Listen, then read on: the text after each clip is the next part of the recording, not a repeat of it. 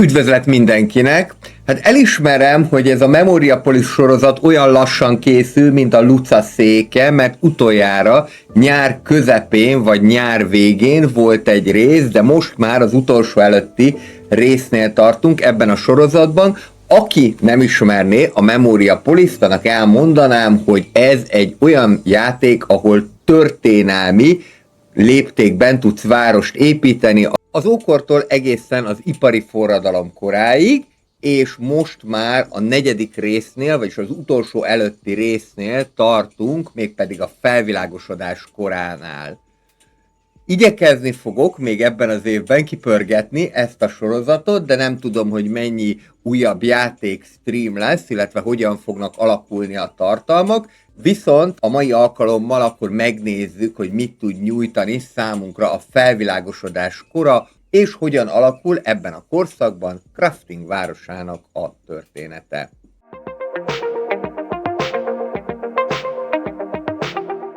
Íme, tehát itt van a hatalmasra növesztett Crafting városa, amely város az előző 3 részben alakult ki, ilyen hatalmassá. Érdemes azokat a részeket is megnézni. Most viszont akkor le kéne nekünk rakni a felvilágosodás korát jelző alapépületet, ami valószínűleg már majd csak ide fog elférni, mert annyira sikerült már itt beépítkezni, és 2400 ciklus áll rendelkezésre, hogy akkor teljesítsük ezt a korszakot.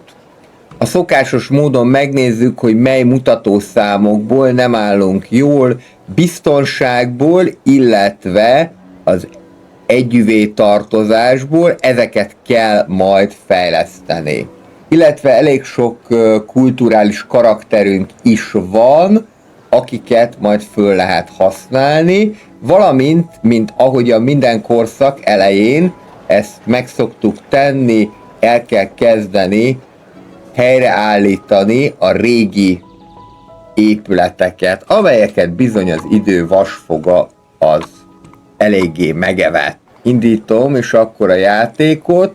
Vannak olyan épületek, amelyek helyre fognak állni maguktól is. A régi fórum, az észkulápium, ami a kórháznak az elődje, ezek maguktól is helyre fognak állni, és a többit pedig próbálom helyre állítani, hogy ezek a mutatószámok is álljanak helyre. Kétszer kell rákattintani egyébként a Reaper-re, tehát az, hogy egyszer rákattintasz, az jó, de itt például agyaghiány miatt nem fogjuk tudni ezt megtenni, de itt igen, a katedrális helyre tudjuk állítani, és így tovább.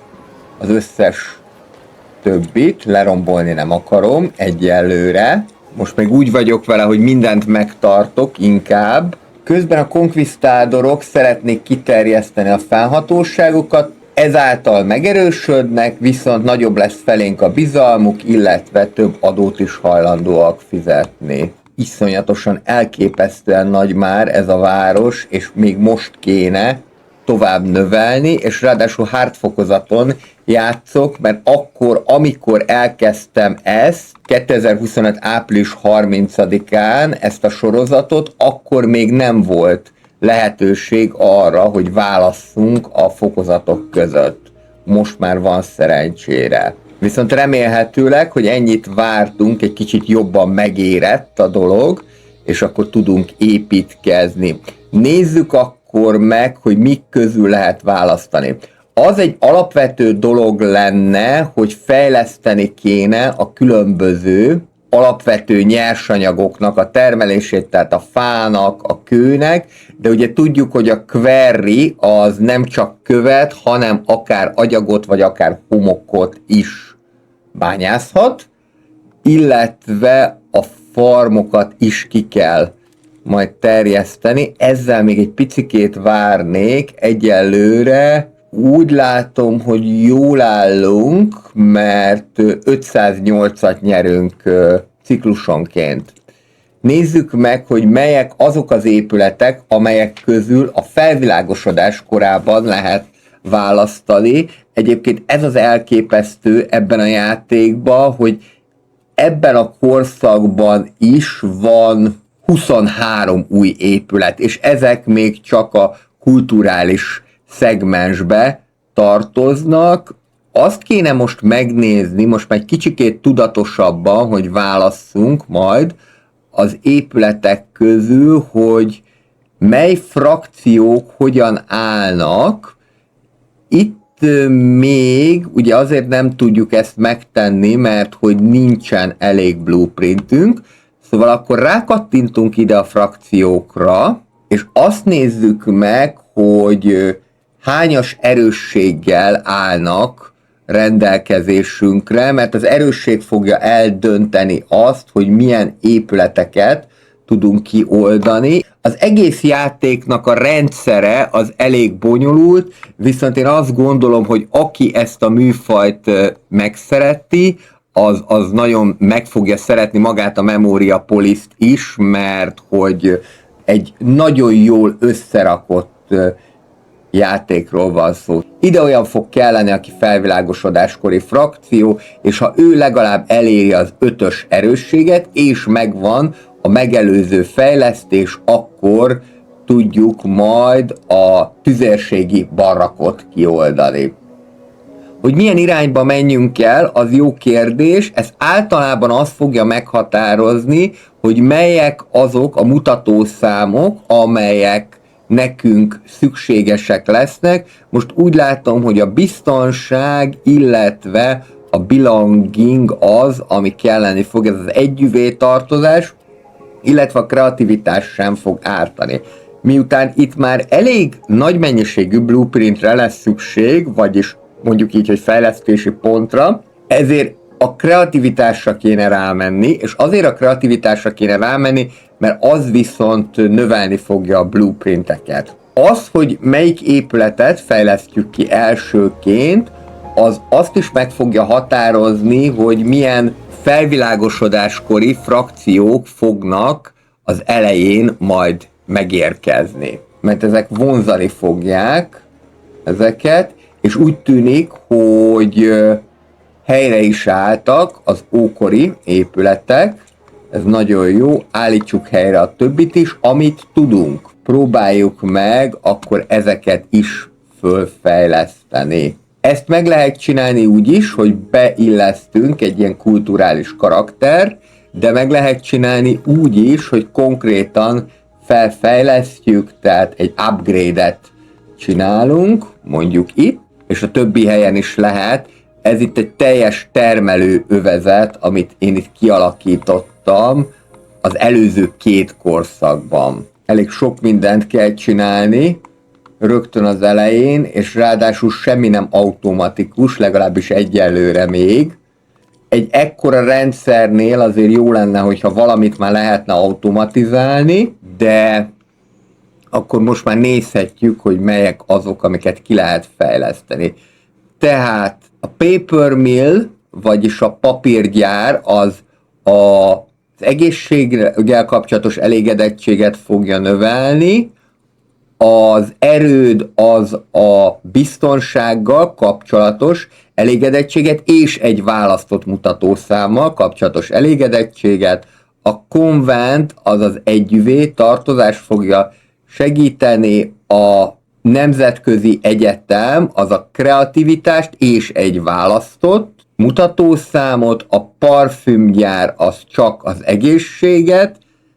Igen, egyébként, mert talán a betegségek ellen ebben a korban parfümöt használtak, és talán az alkohol az valamelyik fertőtlenített is, ez pedig a jólétet és egy választott mutatószámot, és mindegyik kerül természetesen nyersanyagba is. Ilyenkor célszerű azt megnézni, mielőtt választasz, hogy vajon megvan-e az adott nyersanyag az adott épület megépítéséhez. Én úgy látom, de egyébként is ezt akartam választani, hogy csak a nemzetközi egyetemnél van meg a nyersanyag, tehát akkor most a nemzetközi egyetemet megpróbáljuk valahova lerakni, ahova elfér. Az lenne a célszerű, hogyha le tudnánk úgy rakni, hogy valamilyen épületeknek a közelébe. Akár még annak az árán is, hogy valamit lerombolunk. Például mondjuk ezt a brickwork-öt leromboljuk, majd ezt át lehet úgy is telepíteni. Ebből egyébként van sok, mert a világcsodához rengeteg minden kell, és akkor ide meg tudjuk építeni. Tehát boostoljuk a kreativitást, és boostoljuk a biztonságot is valamennyire. Ez nem egy nagy boost lesz a biztonságnak, de a semminél mégiscsak több. Jó, agyag az mindenképpen kelleni fog, tehát akkor azzal kezdjük, hogy azt kitermeljük, ehhez kell egy small query, és egyébként ez itt jó lenne, csak sajnos nem talál utat, és így sem tudok. Még itt majd ki kell terjeszteni a fennhatóságomat, mert hogy ide még vagy hidat kell építeni, vagy valahogy ki kell, hogy terjedjen ez a rész. Itt van még agyag, bár nem túlságosan sok itt. Viszont ennél a vöröses foltnál itt eléggé sok van, és még követ is lehet találni, ezt akkor meg is építjük, és a brickwork-öt, azt pedig akkor vissza is építeném, hogy ez ne gátoljon bennünket a termelésben, tehát amit leromboltam, azt azért próbálom vissza is építeni. Fából is kelleni fog, meg homokból is, tehát ezen alapvető nyersanyag termelőket is le kell rakni. Például ugye homok az itt található nagyobb mennyiségben, addig érdemes próbálkozni vele, míg a lehető legnagyobbat nem tudom kitermelni, mindig ki kell választani, hogy mit akarsz termelni, és miután kifogyott, ne rombold le, hanem nézd meg, hogy van-e ott még másfajta nyersanyag. Az anglikán frakció szeretné kiterjeszteni a fennhatóságát, és mindjárt megépül a Nemzetközi Egyetem, ami azért fontos, mert hogy ez majd vonzani fogja a tudománnyal kapcsolatos frakciókat. Az épületek megépítéséhez hasonlóan az épületeknek a lerombolás és erőforrás igényes, de ha első szintű, akkor viszonylag könnyebben le tudod rombolni. A legnagyobb frakciók most tervezik a terjeszkedést. Ennek a korszaknak a szempontjából olyan nagy jelentősége nincsen a korszakban való előrehaladás szempontjából. Copernicus frakció, ők szerintem már felvilágosodáskoriak, illetve ők viszont egészen biztos, hogy felvilágosodáskoriak, a Királyi Akadémia frakciói, és ők közben adnak egyébként kulturális karaktereket is, amely kulturális karaktereket hatékonyan lehet arra fölhasználni, hogy a különböző épületeknek a tulajdonságait boostoljuk. Például, hogyha megnézzük, itt közben megépült a egyetem, akkor itt az Increase Satisfaction-nel lehet egy kulturális karakter feláldozásával növelni az épület által adott elégedettséget. Így már is nem 1200, hanem 1800. Viszont kéne nekem valami, ami a biztonságot is növeli, ez pedig az erőd lesz, viszont még csak 1836 ilyen blueprinten van. A blueprintet azt mivel lehet növelni? A blueprinteket, azokat a parlament is lesz. A blueprinteket az Architectural Office-szal lehet növelni, ez itt is van, és 4. szintre már föl lehetne ezt fejleszteni. Az Architectural Office az valahol itt volt, de hogyha nem találunk valamilyen épületet, akkor csak ki kell jelölni, és itt is van. Itt látszik. 3. szinten van, még egy szintre föl lehet fejleszteni, jelen állás szerint. És ezt meg is fogjuk tenni. Új kereskedő útvonalak is elérhetővé váltak, a régiek már nincsenek, ezeket lehet megszerezni, nyilván aranyért cserébe. Most 19.300 aranyunk van, tehát ezt nyugodtan akkor ki is oldhatjuk. Ez egyben passzív jövedelmet is fog jelenteni, illetve ciklusonként 1%-át újra tölti a nyersanyagoknak. Az biztos, hogy az kelleni fog, hogy mondjuk ha ételt szeretnénk, élelmet venni, mert az nagyon nagy baj, ha kifogy, és ezt egyedül most Bécs biztosítja, úgyhogy akkor ezt ki is oldjuk, és akkor innentől kezdve van egy másik kereskedő útvonalunk. Ezt majd a későbbiekben majd ezzel még foglalkozni fogunk. Itt homok kellene, azért nem termelnek többet, mert hogy nagyon gyorsan föl is dolgozzák, fejlettebb anyaggá. Van egy ilyen, ami már az erdőkre fog majd figyelni, illetve visszaerdősíti az egyes részeket. Egy ilyen épület, valahova megépítem, mondjuk ide, és akkor ide majd akár parkokat is létre lehet hozni. A fával szintén az a problémánk, hogy nincsen elég. Egyébként, hogyha nincsen elég, akkor ezt kereskedelem útján is be lehet szerezni. Most úgyis szerencsére bőven van pénzünk, tehát például tudunk vásárolni Bécstől akár 1000 darab fát is, és cserébe föl tudunk ajánlani mondjuk akár ezt a lime-ot, mert ez teljesen jó, és akkor már is kevesebbe fog nekünk ez kerülni. Elcseréljük, és innentől kezdve itt van nekünk az 1000 fa, és már csak homok fog kelleni. A homokot is be tudjuk egyébként majd szerezni, akkor ezt még toljuk. Homok, ki tudna nekem homokot adni? Amsterdam, jó, akkor az amsterdami kereskedő utat azt kioldjuk, és Amsterdamtól veszünk 1000 darab homokot, 3440-be kerül, és el tudunk nekik adni bőven követ, akár 1000 is, illetve ebből a wooden beamsből is még 500 nyugodtan mehet. Úgy sincsen értelme annak, hogy többet tároljunk, mint amennyire lehetőségünk van. Orangery nevezetű épületet szeretné a római plebejusok, hogyha ezt megépítenénk. Helyes kis palotaszerű, csak hova tudom én ezt beépíteni? Valószínűleg akkor csak ide. Az esteem az növekszik jelentősen, és még növeljük a biztonságot is. 60% az esélye annak, hogy valamilyen incidens fog kitörni, és 22%, hogy ünnepelni fognak.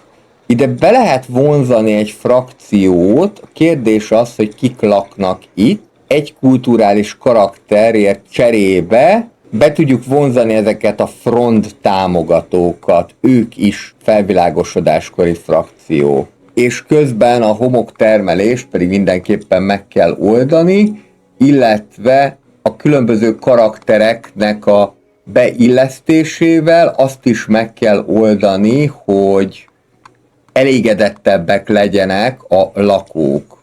Mert például itt 3 mutatószámban sem állunk nagyon jól. Viszont most már nagyjából sikerült helyreállítani az összes épületet. Ide nem nagyon fogunk tudni építkezni, mert ez mocsaras. Egy stone mason-t leromboltam, azt viszont pótolni fogom, hogy ne legyen fennakadás a termelésbe. Ez egy teljesen ipari része a városnak. Közben persze azért terjeszkedik a város magától, tehát lakóházakat nem neked kell építeni, viszont ezek terjeszkednek, tehát erre mindenképpen figyelni kell. Itt például még egyetlen egy frakciónak a képviselői sem laknak, de ez már a városnak a felvilágosodáskori része. Tehát valószínűleg a felvilágosodáskori épületeket is ide kell majd rakni. Amit még lehet, ugye majd lesznek a világcsodák, viszont itt lesz a parlament is, legalább ha valamelyik 8-as erősséggel rendelkezik, valamelyik felvilágosodáskori frakció, akkor mehet a dolog. Most azt nézzük meg egyelőre, hogy hol állnak. Egyelőre még 3-3. Jött nekünk egy tudományos frakció, illetve egy olyan frakció, ami a jog, igazság, törvény, Tehát közigazgatási frakció. Mert itt csupa-csupa olyan épület lesz, ami majd a törvénykezéssel kapcsolatos. Itt kitört egy kisebb fajta ünneplés, és a következő az mindenképpen a Fortress lesz, amit meg fogunk építeni. És ezáltal katonai frakciót is be tudunk majd vonzani. Nagyon kevés épület van már csak, amit föl kell újítani, illetve újjá kell építeni. Most megvan, itt is lehet látni a blueprintet, a Fortresshez szükséges blueprint mennyiség, úgyhogy akkor építsük ezt is meg. 675 homok kell hozzá. Azt most szerintem be is fogom rendelni. Itt ez a helyes kis csillag alapú építmény, ez a Fortress. Ez lehet egyébként máshová is elfér, ide majdnem elfért volna. Itt lehetséges, hogy ki kell majd telepíteni ezeket az épületeket, fokozatosan majd meg is fogom tenni. Most egyelőre le fogjuk rakni ide ezt a csillag alakú erődítményt, sőt, akár ide is lerakhatjuk, mert hogy itt lesznek majd a újabb és újabb épületek. Ez a felvilágosodás korának az alapépülete. Ha ezt felfejlesztjük, akkor már ilyen épületek is elérhetőek, mint öntöde, illetve az üveges, ami arra fog kelleni, hogy újabb nyersanyagokat tudjunk gyártani. Nézzük tovább a fejlődési fát. Például mondjuk lehetne már csillagvizsgálót építeni, de ugye ehhez már üvegre lesz szükségünk, tehát akkor ez azt jelenti, hogy bizony föl kell fejlesztenünk majd a fő épületet. Ez az egészséggel való elégedettséget boostolná, ez a parfümös, és ehhez minden a rendelkezésünkre áll. Ehhez nem, a papírgyárhoz pedig igen, az is az egészséggel való elégedettséget boostolná, de kicsit jobban, viszont a parfümöshöz be lehet tenni úgynevezett know-how-ot, ami egy speciális tulajdonsága az épületnek, tehát például itt mondjuk csökkenteni fogja a minimális kerület elfoglaltságát a frakció terjeszkedésének. Hát ez egy jó kérdés, hogy mit jelent. Valószínűleg az, hogy jobban fogják elfoglalni a kerületeket. Itt is van egy know-how, ez a belonging mutatószám, ez kevésbé lesz problémás, legalább 100 embernek. Akkor válasszuk ezt, meg tudjuk építeni, és akkor föl is épül a papírgyár. Itt most rengeteg helyünk van szerencsére, úgyhogy ide mehet is a papírgyár, és még építem újjá az épületeket. Ez egy brickwork volt például. Ez egy eléggé fontos dolog, hogy a fő épületet azt fejlesztétek az adott korszakon belül, mert ezzel lehet elérni az újabb nyersanyagokat.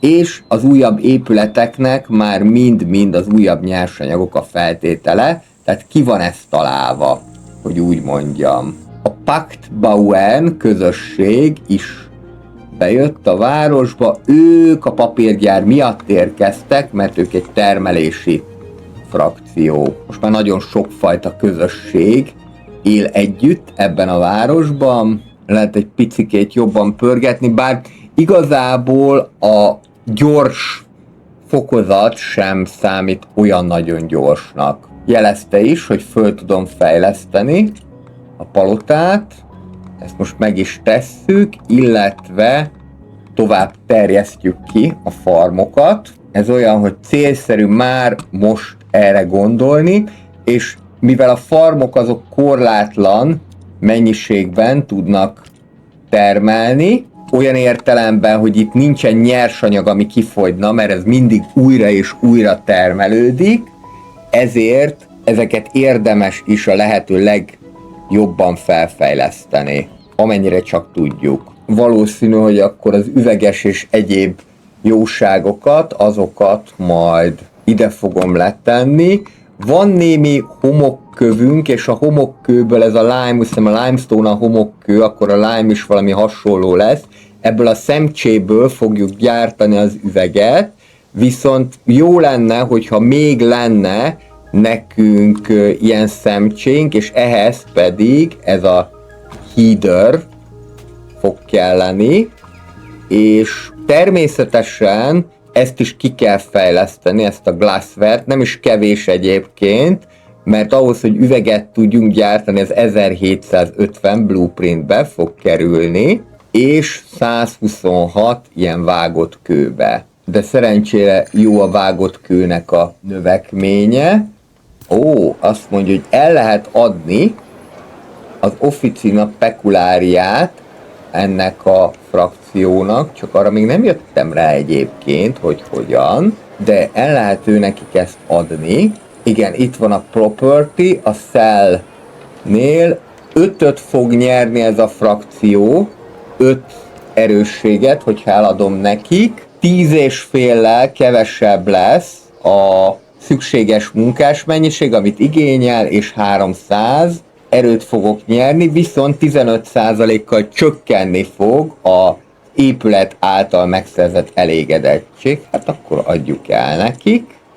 Így viszont ők akkor most határozottan elégedettebbek lesznek. Tehát erre is van lehetőség. Ugye ez már egy olyan épület, ami ókori, és én már nem akarnám feltétlenül fenntartani, de így innentől kezdve akkor tudják ők is gondozni. Ide a csücsökbe lemehet ez a üveggyár, vagy üveges, és akkor innentől kezdve üveget is tudunk gyártani. Általában minden új korszaknak 2 darab új nyersanyaga van. És persze nem csak javítani lehet az épületet, hanem lehet akár feljebb is fejleszteni az adott korszaknak megfelelően, de ehhez ez a cast iron fog kelleni, ami már egy fejlettebb vasnak minősül. Ezt majd meg fogom nézni, hogy mit jelent ez a cast iron. Nem baj, hogyha az ember így is tud tanulni dolgokból. Itt a világ csoda, illetve itt ez teljesen kimerült, akkor ezt le is lehet rombolni. Itt van egy középkori része a városnak, és már le lehet majd rakni ilyen kerteket is. A homoknak ez a hiánya úgy tűnik, hogy eléggé kritikus ebben a részben. Szinte csak ezzel küzdök most, de nem baj, akkor lerakunk jó sok homokbányát ide a szélére, pláne itt ezen a szigeten, meg aztán végképpen lehet majd termelni homokot. Valahol kitört egy lázadás, közben a palota viszont felfejlődött, és igen, a lázadás miatt ezt meg is rongálták a papírgyárat. Énye, beenye. Viszont eladjuk a Via Edificumot a kereskedő frakciónak, és kéne valami olyan, amivel tovább lehet növelni az elégedettséget. Ja, már parlamentet is tudunk, akkor kezdjük a parlamenttel. Ehhez pedig üvegre lesz majd szükségünk, az üveg már elkezdett jönni. Igen, 18-at termelünk, mert ez végső terméknek minősül, tehát ezt nem fogják felhasználni. Ugye nyersanyagokkal az a probléma, hogy ezt időközönként bizony felhasználják. Én ide építeném meg a parlamentet, és akkor az esteem az boostolódik, a safety meg a belonging is. Kreativitást azt majd még meggondoljuk, de nyilván azzal is foglalkozni kell majd. És kaptunk egy barikádot, úgyhogy ha 10 barikád összegyűlik, illetve itt most már 12, akkor elveszítjük a játékot. Itt mi a bánatnak zártátok le? Ez a városnak nagyon a széle. És kik zárták le egyáltalán? Nem tudom, lehet nem tetszett nekik, hogy oda települt az agyagbánya. Jó, az eggyel még meg vagyunk, de majd újra kell nyitni. Viszont valamikor egyszerre többet kapunk, szóval eléggé aljas tud lenni a játék ebből a szempontból. Mi az, ami feldolgozza a homokot, mert az lesz majd nekünk itt a kulcs, hogy többet tudjunk ebből termelni. Hát a barrikádnak sosem örülök, de ha mondjuk csak minden 600 ciklusban kapunk egy barrikádot, akkor nem lesz probléma, mert 4-et simán újra nyitok, ugye ezeket újra lehet nyitni majd az új korszak kezdetekor. javítsuk meg akkor a papírgyárat, és közben elvileg a parlamentünk is fölépült, ami azért jó, mert akkor tudunk hozni itt is törvényeket. Minden korszaknak megvan a maga parlamentje, illetve ahol a törvényeket meg lehet hozni. Most valami olyasmi kéne, ez talán jó lehet, amivel lehetne csökkenteni ezeket az incidenseket, lázadásokat, hogy ez a respect for walls, tehát hogy tartsuk tiszteletbe a falakat, illetve a magánéletet, ez is jó lehet, vagy például ez, hogy növeljük az üvegtermelést. Nekem mondjuk az kéne, ami segíthet abban, hogy gyorsabban fejlődjek, illetve, hogy mondjuk kevésbé legyen probléma a biztonsággal, mert a safety ez egy kritikus dolog, ezt talán megpróbálhatjuk benyújtani a szenátusnak, még mindig úgy hívják őket, hogy szenátus. Ha sikerül és elfogadják, akkor minden ciklusban 13-mal fogja növelni a biztonsággal való elégedettséget, ez arról szól, hogy védjük meg az embereket, protecting the people, és ez 120 cikluson keresztül fog tartani, ha elfogadják. De ezt nem tudjuk, hogy elfogadják-e. Elfogadták, az anglikánok, illetve a Man-szigeteki druidák szavaztak ellene, a türoszi kereskedők, ez a front támogatók, illetve a Flagerants testvériség, az pedig ellene. Így akkor most több ember elégedett a biztonsággal, mint amennyi nem. Nézzük még, mit lehet kifejleszteni, ami jól jöhet. 2500 blueprint lenne a következő. Mivel a belonginggal való elégedettséget is kéne növelni, ezért a konventet kifejlesztem, és megpróbáljuk meg is építeni, csak ehhez megint homok fog kelleni. Minden korszakban van egy ilyen mumus, most úgy tűnik, hogy a homok. Ide nem tudom majd, hogy tudunk kiterjeszkedni, de remélem majd ez is menni fog előbb-utóbb. Itt meg már szép felvilágosodáskori épületek láthatóak. Itt van ez a Reforestation Workshop, ez ami újra építi a fákat, illetve újra telepíti a fákat. A felvilágosodás korában már erre is kell gondolni, és itt látható, hogy kik laknak benne, akár meg is növelhetjük az ezzel kapcsolatos elégedettséget. Általában, amit célszerű tartani, mindenképpen a katonai karakter, nem tudom, hogy miért kell mindegyikre cultural character, mert mindegyik úgy kezdődik, de a katonai karaktert azért célszerű megtartani, mert ő le tudja verni a lázadásokat, illetve hogyha valamilyen olyan incidens van, akkor ő azokat hatékonyan tudja kezelni. Még egy épület, amit föl tudunk fejleszteni. Elérhető ez a Pleasure Garden is, ez egy picike kis épület, ide talán beférünk valahova? Mondjátok, hogy valahova itt beférünk, nem? Lehet, hogy ezt elforgatom, akkor pont beférek, és nem, akkor kicsit arrébb tesszük. Az a lényeg, hogy megjelenjen mind a két helyen ez a piros kis valami, bár így is le lehet rakni, de hogyha megjelenik az a kis piros valami, akkor utat is épít hozzá rögtön. Ezt a törvényt iktassuk be, azt mondja, amit támogatni fognak, ez a shared wealth. 20%-kal több aranyat fogunk kapni, ha amennyiben a frakció meg van adóztatva. Jó, hát próbáljuk meg. 2 összesen az a törvény, amit be tudunk iktatni, utána majd meglátjuk. Elfogadták, teljesen jó. Itt akkor most többet nem is nagyon tudunk. És itt látható az előrehaladás. A lakosság az elégedett velünk, ez alapvetően jó.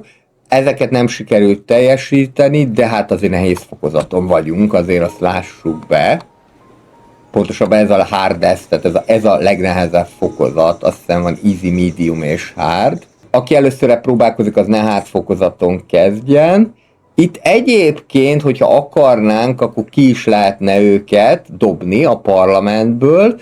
Most a Flagellants testvériségtől van a pénzügyminiszter, az anglikánoktól van a hadügyminiszter, a otthonház építésügyi miniszter, a front támogatóktól, a manszigeteki druidáktól a kulturális miniszter, illetve a prime minister, tehát a miniszterelnököt pedig a kereskedő frakció adja. Jó lenne, hogyha ezek az átok blueprintek jönnének gyorsabban, kéne valami olyan dolgot beiktatni, ami a blueprinteket nyomatná.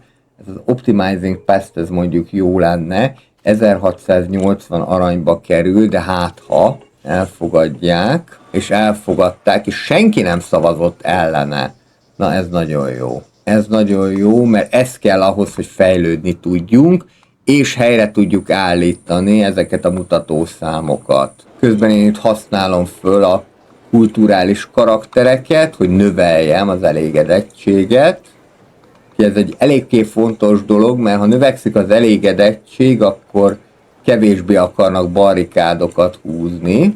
Pénzünk az mondjuk bőven van, szerencsére. Itt pedig lehet az, hogy újabb korszak épületeire fejlesztjük a régi épületeket.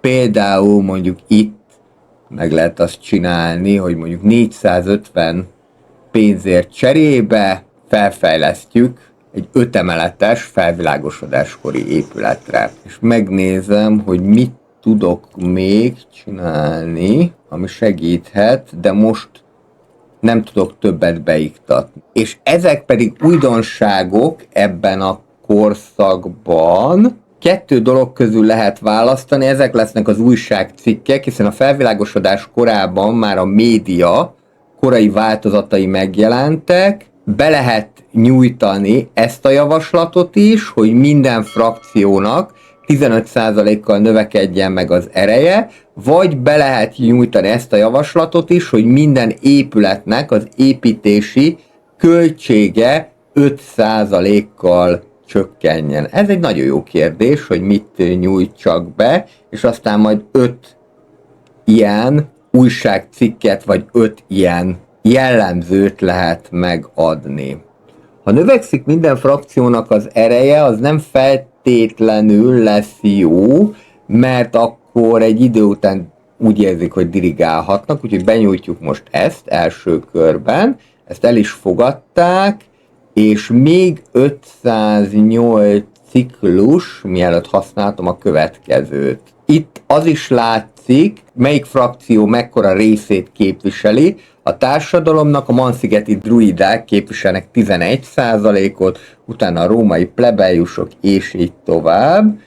És az emberek, ők valószínűleg a szürke arctalan tömeg, akiknek nincsen frakció képviseletük, de őket akár meg is lehet vesztegetni. Mondjuk így próbáljuk meg, hát ha valamit ezzel el tudunk érni. Ha akarjuk, akkor pedig tudjuk még fejleszteni a palotát, tegyük is ezt meg. Ki lett most a miniszterelnök, mert választások voltak. Úgy tűnik, hogy az embereknek a frakciójából került ki a prime minister, ami tulajdonképpen a szürke arctalan tömeget fogja jelenteni, úgyhogy akkor ez azt jelenti, hogy igazából egyik frakció sem képviseli megfelelően a város. Nézzük tovább, melyik frakció áll a legjobban? Ez az elsődleges kérdésem. A jelenkori, azaz a felvilágosodáskori frakciók közül a frondok a legerősebbek,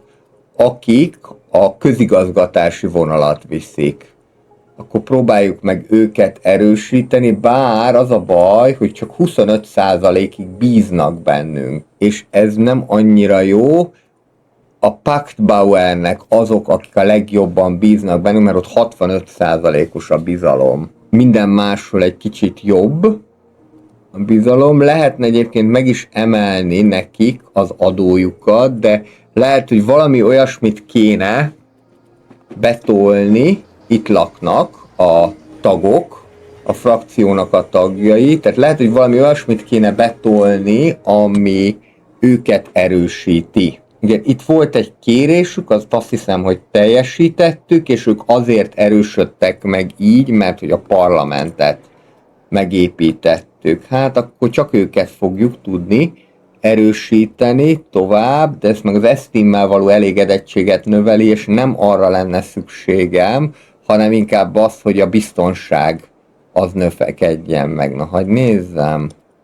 Ezt meg is tudjuk építeni, ezt a tüzérségi barakkot, úgyhogy akkor most ezzel fogjuk ezt tolni. Szerencsére ez sem túlságosan nagy épület, ide le is jöhet, és ezzel legalább akkor már a biztonság rendben lesz, és akkor mondjuk 5 mutatószámból 3 az, ami már ide még pont elfér, egy ilyen helyes kis kertecske. Közben sikerült 3. szintre felfejleszteni a palotát. Ezzel meg lehet növelni az öntödének a termelését.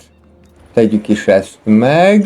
Copernicus frakció szeretne terjeszkedni, jobban fognak bennünk bízni. Azt szerintem nincsen nagyon problematikus frakció, de lehet, hogy a felszín alatt egyébként van. Ezt elfogadták, ma ilyen szerencsém van, hogy többségét elfogadják a dolgoknak, és az az érdekes, hogy hiába, még nem épült föl. Megvárjuk, hogy fölépüljön, ez elvileg már fog adni egy akkora boostot a biztonságnak, hogy pozitívba legyünk. Na, gyerünk kicsikém, épüljön már föl. Igen, itt is van. Szépen kizöldelt a biztonság, és még egy kulturális karaktert be is tudok tenni, hogy ezt erősítsük. Akkor következő, amit erősíteni kéne, az a belonging lesz, majd, hogyha lesz elegendő blueprintünk. Egyébként meg lehet növelni adott esetben adott törvénynek, illetve rendeletnek az időtartamát, csak ezzel azért érdemes vigyázni, mert egyrésztről több pénzbe kerül, másrésztről ugye összesen 2 tudsz beizzítani, tehát többet nem. Az emberek frakciója az sokkal jobban erősödött, de lehet őket korrumpálni. Megvesztegetni akár, megvesztegetés az lehet, hogy jó, nem kell nekem, hogy ennyire erősek legyenek, nem hiányzik. Nézzük a különböző új nyersanyagokat, ez a cast iron már teljesen jó, és úgy tűnik, hogy most már az üveg is, tehát ezekből már bőven lehet majd építeni. Konventet építettem-e már? Szerintem azt még nem, mert ez a nagyon apró épület, ez nekem nem ismerős, úgyhogy valahova ide, itt ez nagyon cuki itt a parton, ez nagyon jó fog itt kinézni, megfordítjuk, és mondjuk így ez is megépülhet. És a konvent az pedig pont a belonginggal való elégedettséget fogja növelni, hát ez ránk is fér. Azáltal, hogy az egészséggel, a biztonsággal és a jóléttel elégedettek, ezeket az előnyöket fogjuk kapni, az egészséggel való elégedettség 10%-kal kevesebb élelmiszerfogyasztást eredményez, a biztonsággal való elégedettség 15%-kal csökkenti az incidensek kialakulásának veszélyét, a jóléttel való elégedettség pedig 15%-kal megnöveli az aranytermelés. Akkor most már csak a kreativitás az, amit majd fejlesztenünk kell. Az a kérésük, hogy ezt növeljük meg. Ez viszont eléggé extra dolgokat fog jelenteni, tehát ez az, amikor fejlesztünk egy középkori épületet újabb épületre, és itt választhatunk azok közül, hogy milyen egyéb bónusz szeretnénk. A 4 memória pont az nekem nagyon jól jön, mert az a korszak végén majd hasznos lesz. Lehet, hogy most már sikerül akkor megalapozni, így közel 1,5 óra játék után az egészet. Ez sem az a játék egyébként, ami a nagyon látványosan streamelhető lenne, úgyhogy azért ezt választottam, hogy inkább egy hagyományos gameplayben adom közzé, és akik patreonosok, azok hozzáférhetnek a teljes vágatlan verzióhoz. Ugye most vagyunk majdnem a korszaknak az egyharmadánál, már kicsit több, mint az egyharmada, tehát még ezt majd kell gyűrni.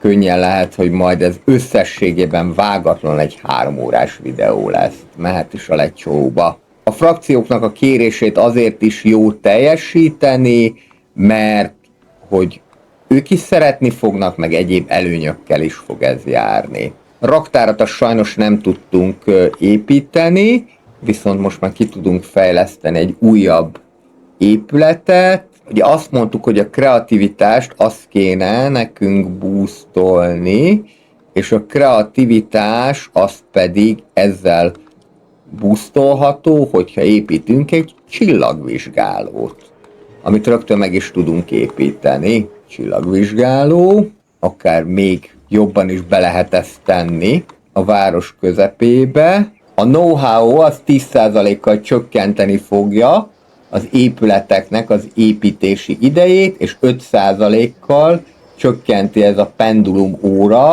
a eladási árát a különböző kereskedelmi erőforrásoknak, nyersanyagoknak. Ez egy ilyen apró mikromanagementes játék, aki ezt a műfajt szereti, annak bátran tudom ajánlani. De az biztos, hogy kell hozzá idő, mire az ember kitanulja.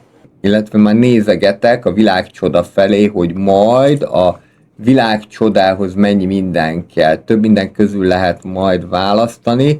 Rengeteg sok minden kell, és az a baj, hogy itt majd építeni is kell ezerrel ezeket az épületeket, lehet, hogy el is fogom kezdeni, mert látható, hogy 3225-öt tudunk összesen tárolni. Nem építettem raktárat az első korszakban, és onnantól kezdve többet nem lehet megépíteni, ami hülyeség, de ezt hagyjuk, majd ezen változtatnak, de ezeket mind, hogy ki tudjuk termelni, ez kelleni fog. Minden világcsoda egyébként ugyanannyiba kerül, tehát ebből nem fogunk problémát csinálni, viszont akkor ezeket mind még ki kell termelni, és itt látszik például az arany esetében, hogy összesen 2100-at tudunk tárolni, tehát itt vagy föl kell fejleszteni ezeket az épületeket, vagy új épületeket kell majd építeni. És most a farmokat is föl kell fejleszteni, mert már egyre kevesebb a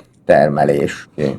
De ezt gyorsan vissza tudjuk hozni. A politikai frakció embereit arra lehet használni, hogy egy-egy új frakciót bevonzunk az adott helyiségbe. Például mondjuk, itt még nem lakik senki sem, ezt kéne fölfejleszteni, hát ez simán menni fog, szerencsére, csak kelleni fog ez a Light Horse Guard épület. Light Horse Guard, oké, ezt kioldjuk, és akkor most már viszont menni fog a dolog. Valószínűleg, hogy a katonai frakció lesz most a legerősebb. Hol vagytok? Mehet? Szerintem kérném változatlan a 4 memóriapontot. Lehet ilyen úgynevezett rampártokat is építeni. Ezek a rampártok ilyen belső falakat fognak jelenteni, és itt lehet őket elérni. Tehát például, hogyha mondjuk itt akarnék egy ilyet, akkor tudnék építeni, és akkor innentől kezdve ez a rész, ez le van védve, és azért is jó, mert hogy a különböző mutatószámokkal való elégedettségekkel kapcsolatos követelményeket csökkenti. Ezt lehet első, második, harmadik és így tovább szintre növelni. Közben látom, hogy a fából erőteljesen hiányba vagyunk, nem baj, azt berendeljük, mert most úgyis van bőven pénzünk, illetve akkor, hogyha már itt tartunk, akkor kioldunk egy újabb kereskedő utat, ez a párizsi út, ezret berendelek, igazából nem is kell semmit sem adni cserébe, érte? Egy kereskedelmi karakter az kellett hozzá, és akkor most megfogom és megépítem itt ezt a rampártot a Domitianus villa körül. Innentől kezdve van egy ilyen belső fal, ami növeli az ő biztonságukat. Ezt meg fel tudjuk kutatni, a múltat. Igen, hát csak ez lassan fog megépülni, Ez még 80 ciklus, de hát a Memoria Polisban ez megszokott dolog tulajdonképpen. Itt már ezt teljesen kitermeltük, úgyhogy ide akkor vissza fogjuk telepíteni az erdősséget, és nem tudom, hogy ebben a korszakban fogunk-e tudni világcsodát építeni, hát remélem, hogy sikerülni fog. Valami olyan kéne, ami most az egészséggel való elégedettséget növeli, például ez a porcelán manufaktúra, ez tökéletes lehet erre. Úgyhogy az nagyon fontos, hogy építsetek horreumot az ókorban, mert ha akkor nem teszitek meg, utána nem lehet. Ami még egyszer mondom hülyeség, de ezt így alakították ki. Növekvő erő, minden frakció, hogyha elfogadják, 15%-kal növelni fogja az erejét ciklusonként. Jó, iktassuk be. Nézek még valami olyat, hogy hát ha ki lehet terjeszteni ezeket a raktárakat, talán a kereskedő frakciónál van egy ilyen, ez növeli a termeléseket, ez növeli az egészséggel való elégedettséget, ez is jó lesz, ez pedig a arany termelést. Oké, akkor legyen ez. Nem nagyon látok itt semmiet, ami tudna. Most egyébként sem tudok beiktatni semmi olyat, ami nekem kéne. 5% az esélye annak, hogy felfedezik, hogy én korrumpálni akarom őket. Következő artikelt is be lehet iktatni, vagy 20%-kal kevesebbet fogyasztanak ennivalót, ennek olyan nagy jelentősége nincsen, mert bőven van növekményünk, vagy 25%-kal csökken ezeknek a rámpártoknak a költsége. A rámpártok építése az egyben a barrikádoknak a kialakulási esélyét is csökkenti. Úgyhogy ezeket akkor föl is fogjuk mindjárt építeni, közben pedig akkor jöhet ez a porcelán manufaktúra. Ezt nem néztem meg, hogy meg tudom-e építeni, de meg tudom építeni szerencsére. Health és belonging növekedhet. El kéne majd valahogy érni ezt a világcsodát is, de még egyelőre lövésem nincsen, hogy hogyan. Ja igen, hogy tudjátok átállítani, tehát nem lehet így egyszerűen rákattintani, hanem managing resources, és így lehet csak átállítani a dolgot, nehogy már olyan egyszerű legyen. Jó, akkor kezdjük el szerintem azzal, hogy a fából többet próbálunk termelni. Mindegyikből 4000 kéne. Itt az a probléma, hogy amit tárolni tudunk, az sem 4000, ami azt jelenti, hogy mindegyikből kell építeni még. Ezek nagyon-nagyon húnyák, és 6000 blueprint, de az még hagyján egyébként, még egyik frakció sem érte el ezt a erőt, 4400 kell mindenből. Jó, itt megvan a szükséges 4400, legalábbis ennyit tudunk tárolni, tehát ez már így menni fog. A következő a kő az, amit meg kell oldani. Hol van nagyobb arányban kő? Hát mondjuk itt lenne, nem fog elférni. Mert itt viszont már teljesen tele van telepítve farmokkal. Vagy akkor ide tesszük, és még majd biztos, hogy itt is lesz kő. Most az lenne a lényeg, hogy fölhúzni úgy ezeket, hogy legyen elegendő rakterület. Közben meg a blueprintek már szépen kigyűltek. Úgyhogy akkor nézzük, hogy mit lehet még építeni. Bíróságot például, de nem az esztimmel kell, hogy elégedettebbek legyenek. Az egészségügy az rendben van, a belonging és a kreativitás kéne nekem. Kreativitás, például ez, a már korábban említett non-book printing. Non-book printing. Ezek ma mennyivel aranyosabb, kisebb épületek, mint amik voltak az előző korszakban, és még van egy korszak, és úgy ekkora ez a város, hihetetlen. A különböző small query-ket pedig folyamatosan fejlesztem föl, annak érdekében, hogy többet tudjunk tárolni. A bánya az csak első szintű, ne vicceljünk már. Hát persze, mert nem fejlesztettem föl jobban.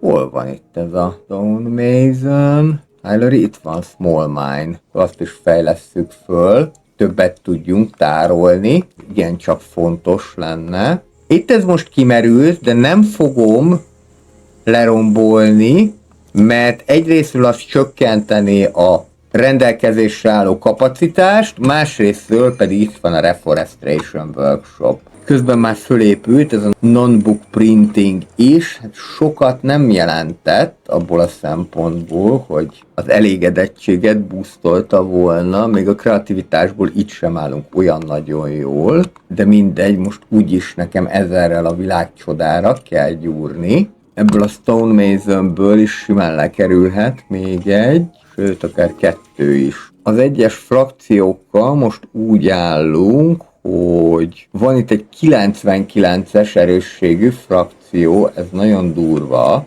de ez egy ókori frakció, tehát az nem bír akkora nagy jelentőséggel. A Royal Academy frakció az, ami a legerősebb, hogyha megépítjük ezt a művészek házát, vagy művészetek házát, akkor szerintem meg lesz nekik a 40, ami a világcsoda építéséhez kell. Kicsivel több, mint a játék fél idejében, tehát akkor már 1000-rel megyünk a világcsodára, pontosabban, hogy előkészítjük a világcsodának a helyét, illetve a nyersanyagait. Itt van a művészetek háza, na ez viszont egy jó nagy épület. Oda kéne rakni, ahol színes a rész, mert ha oda be tudjuk rakni, akkor lesz igazán hatása. A kreativitást azt nagyon fogja boostolni, az jó, mert pont az kell.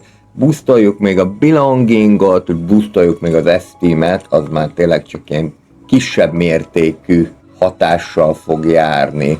Ennek kell még az agyagnak, még egy 100-as betolni, illetve fejleszteni a bányákat. Szerintem gyorsabb lesz ez, hogyha building managementnél nézem meg, itt mi az, amit lehet fejleszteni. Ez gyorsabban fog akkor így menni. Mert így ki lehet választani, hogy gyorsabban fejlesszük, és akkor tulajdonképpen ott végezzük el a munkálatokat, ahol szeretnénk. Még így is egyenként kell ezeket megcsinálgatni, de legalább már így gyorsabb. Még ezt is föl tudnám fejleszteni, de ezt majd csak a világcsoda után. Akkor itt meg ugye rögtön lehet is látni, hogy az adott bánya az mit termel. Ugye akkor valamelyest egyszerűbb a dolog. Például mondjuk ez egy egyes szintű agyagot termelő bánya.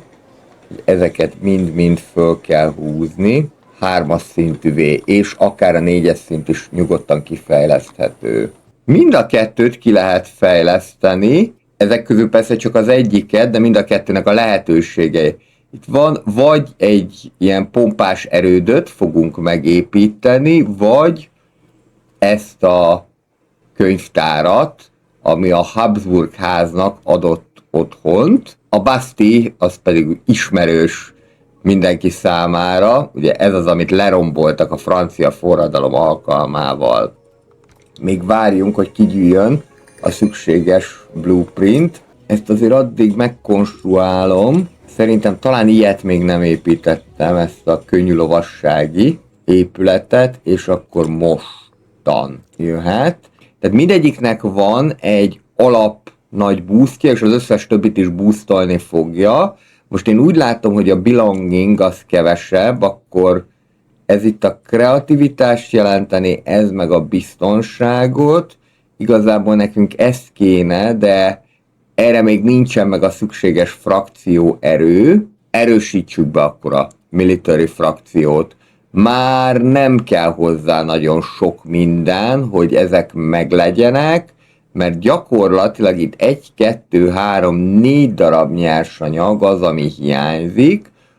A steel, vagyis az acél az meg lesz, a tetőcserepet azt fejleszteni kell, és a vas kell nekünk, abból még viszont sok, de az be is lehet rendelni, illetve az arany. Vesszük, és lehetséges, hogy akkor a többit be is fogom rendelni, mert el fog férni ez raktár nélkül is, el fogják tudni tárolni. Mert hogy van pénzünk, tehát akkor rendeljük be.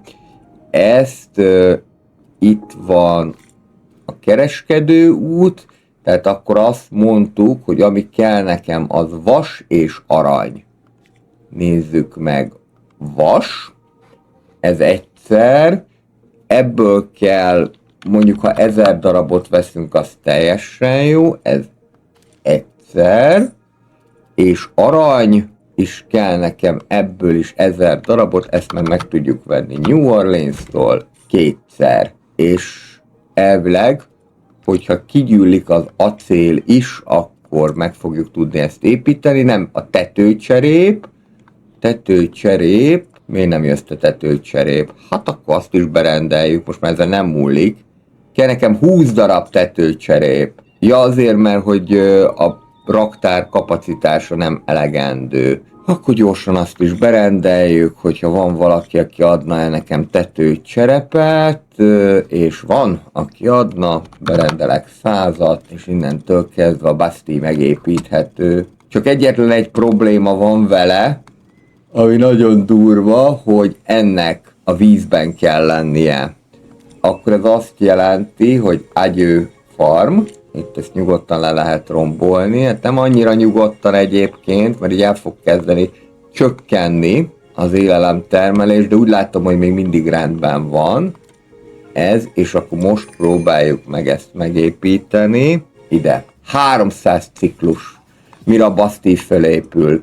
Viszont innentől kezdve, tisztelt hölgyeim és uraim, eléggé kánaán lesz, mert fölfejlesztettünk mindent, nem azt mondom, hogy maxra, de nagyon jó lesz a termelés.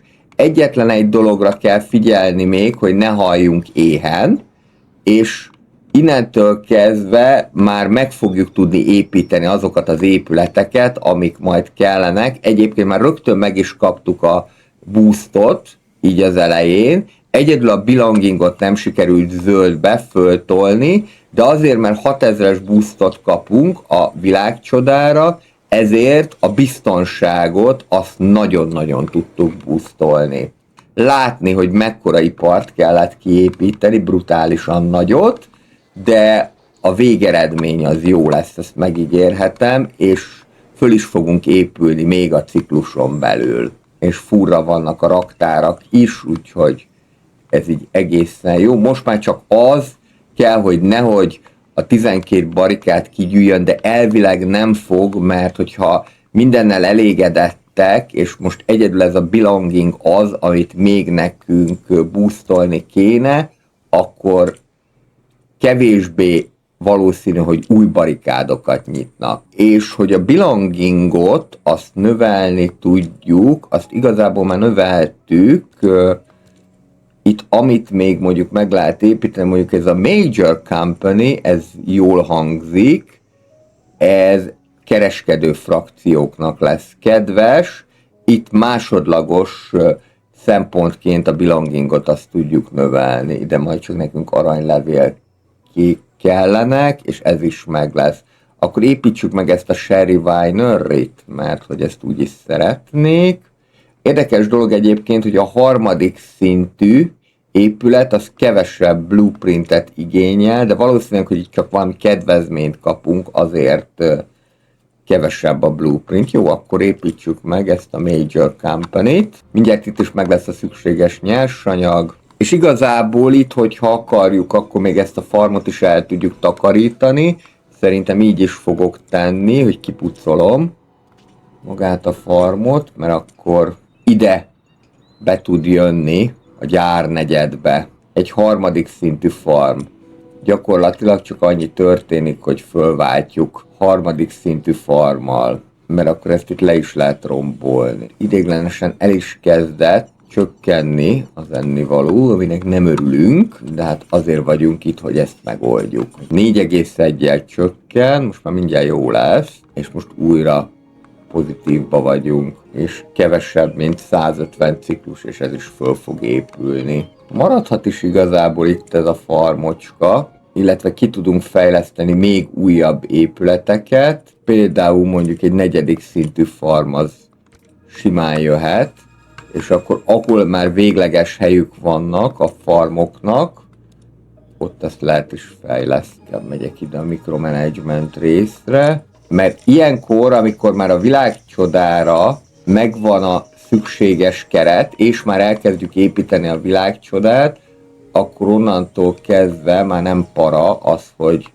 tovább építkezzünk. Most elkezdett nagy mértékben csökkenni az ennivaló, de azért, mert hogy ugye, amíg a farmokat fejlesztették, addig nem volt, most megint furra töltődik, úgyhogy ez innentől kezdve már csak várakozás, az a 100x ciklus, hogy meglegyen a Bastille. Megépíthető, ez a Major Company, a nagyon nagy épület, ide bolhatjuk. 1700-as növekményünk van, így is maradt 1400. Általában a fejlesztéseknél érdemesebb a kisebbeknek a fejlesztésével kezdeni, mert akkor ami kiesik a adott termelés, mondjuk egy egyes szintű farm, az nem akkora probléma, mint hogyha a 3-as szintűt fejleszted 4-es szintűvé. Ez még egy középkori épület, amit itt felfejlesztek, például meg tudjuk építeni a diadalívet is, igazából ennek csak az a korlátja az aranyon túl, hogy nincsen elég munkásunk, de az is ki fog gyűlni. Még ide beteszek egy szép diadalívet is, és akkor ez ilyen kiránduló turista sziget lesz. Hogyha az ember egyébként munkaerő szűkében lenne, akkor a Reduce Workers-szel lehet csökkenteni a munkaerő szükségletet, és akkor onnantól kezdve már sokkal könnyebben fog ez a dolog működni. Diadalívet fogom mondjuk ide megépíteni, Esteem boostolódik, és akkor még a belonging is boostolódjon. Úgy látszik, hogy igencsak elégedettek a lakosok azzal, hogy itt lakhatnak. Nem tudom, hogy ide majd betelepülnek-e a különböző házak, de ha nem, akkor itt majd még lehet jó dolgokat építeni. Így néz ki a diadalívünk, és mindjárt felépül a Bastille is. Gondolva a következő korszakra esetleg lehetne ezeket is fejleszteni, az Architectural Office-t azt már maxra toltuk föl, akkor most nem használnám el a blueprinteket, még ezt a Sherry Winery-t fejlesszük ki, hogy föl tudjuk fejleszteni az épületet, de igazából úgy néz ki, hogy gyönyörűséges képet fogunk tudni készíteni a Bastille-ról, és pont időben, mert alig 100 ciklus maradt hátra. Íme a világ csoda, a Bastille fölépült. Bastille formája van, de kicsit talán kevésbé látványos, mint én azt gondoltam. Hát újabb világcsodát már nem fogunk tudni építeni, mert ez a kör, ez lassan véget ér. Még egy épületet, egy utolsót, akkor a sherry borkészítőt, azt le tudjuk rakni, ráadásul ez ilyen nagyon kis picurka, úgyhogy ez ide is mehet le. Az egészséget fogja legjobban boostolni, és innentől kezdve már tényleg nincsen más dolgunk, mint hogy kivárni, hogy elteljen ez az 50 ciklus. Itt elkezdtek ünnepelni, hogy fölépítettünk egy világcsodát. A katonai frakciót ezzel jól megerősítettük, az kétségtelen, és most jól biztonságban is fogják magukat érezni. Meg lehet még nézni így az utolsó métereken, hogy mit lehet fejleszteni, akár például a reneszánszkori épületet is lehet fejleszteni. Itt ezt lehetne fejleszteni, de még nincsen meg a szükséges nyersanyag. Tehát, hogyha így jelenik meg, akkor az azt jelenti, hogy a fejlesztés lehetősége adott, de nincsen meg hozzá a szükséges nyersanyag. Most viszonylag kevesebb barikáddal megúsztuk az előbb. És elérkeztünk a felvilágosodás korának végére. Még kaptunk egy barikádot, de azt mondom, hogy ez nem igazán problémás. Jön a szokásos kinematikus videó, ami megmutatja azt, hogy melyik korszakban mit sikerült építeni. Amiben abszolút jól teljesítettünk, az az elégedettség. Végig nagyon elégedettek voltak a polgárok azzal, hogy Crafting városában lakhatnak. A többi, a termelés, hát az nem igazán jött össze, mint ahogy a frakciók ereje se, és az épületek pontszáma sem, tehát nem tudtunk elegendő épületet építeni. Nézzük meg, hogy hány memóriapontot sikerült szerezni. 80 darabot, az nagyon jó. Az első dolog, hogy újra nyitjuk a barikádokat, ez 8 pontot rögtön el fog vinni.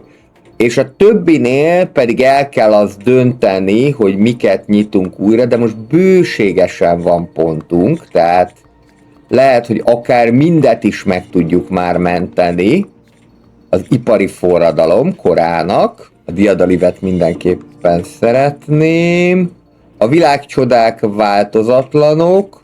Van egy-kettő, amit talán nem tudunk megmenteni, de a többség azért helyreállítható, mondjuk így ezek. Amit nem tudunk megmenteni, azt pedig majd nekünk kell helyreállítani. Még azon gondolkodom, hogy esetleg mondjuk olyanokat, amik már előző korabeliek, a templomot majd helyre fogjuk tudni állítani, azokat nem, de vagy talán egy Via Edificum az már be van sütve előre, tehát ott nem is tudunk semmit sem csinálni, de mondjuk ezt a Hanza kereskedő posztot, ezt még megpróbáljuk helyreállítani. Ezek mind negatív effektel fognak járni, így veszíteni fognak az erejükből a frakciók, különösen pedig a katonai frakció fog veszíteni az erejéből, de a katonai frakció az úgyis baromi erős,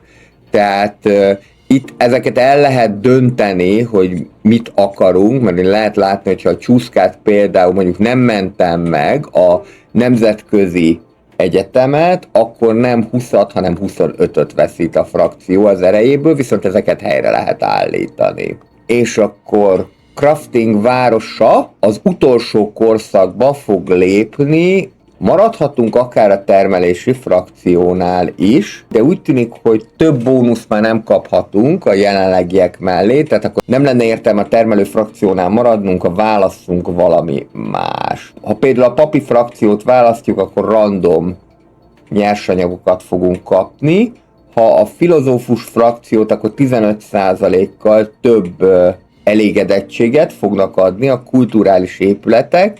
Én azonban most a politikai frakciót választanám, mert ez azt jelenti, hogy az utolsó korszakban, amely az ipari forradalom kora lesz, 2-vel megnövekszik a beiktatható rendeletek száma, tehát akkor nem 2-t, hanem 4-et tudunk beiktatni, és a költségük is 35%-kal fog csökkenni. Úgyhogy akkor ezzel indítjuk el az ipari forradalom korát, amely korszak 1800 cikluson belül fog véget érni, tehát rövidebb, mint a többi. Köszönöm szépen, hogy megnéztétek ezt a videót, hogyha tetszett, akkor egy kommenttel, lájkkal, feliratkozással ezt jelezzétek. Akik patreonosok, azok a teljes videóhoz vágatlan formájában hozzáférhetnek. Mindenkinek kellemes napot kívánok, sziasztok!